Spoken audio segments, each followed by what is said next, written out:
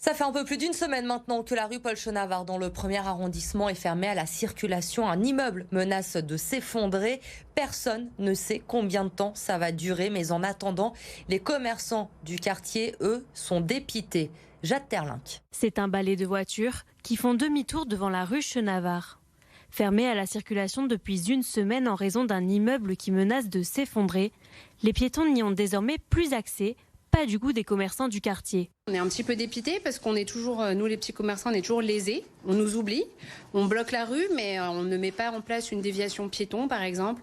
On ne met pas que les commerçants restent ouverts. On a constaté une perte de chiffre d'affaires d'à peu près 20% pour l'instant. Et je pense que ça va être encore plus à l'approche des fêtes du 8 décembre et des fêtes de fin d'année.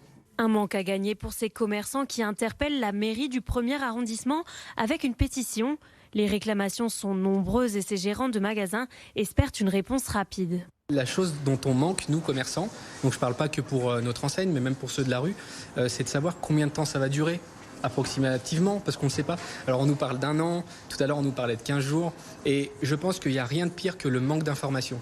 Je ne pense pas que ce soit normal que ce soit les magasins qui doivent d'eux-mêmes utiliser des frais de communication pour ça. Évidemment, on aurait adoré que la ville prenne en compte l'événement, mette en place les actions correctives sur le plan de la communication, mais ils ne l'ont pas fait, donc il faut qu'on le fasse. Tandis que les commerçants s'organisent de leur côté pour maintenir une activité, l'immeuble est étroitement surveillé par les pompiers, la structure du bâtiment étant fortement en danger.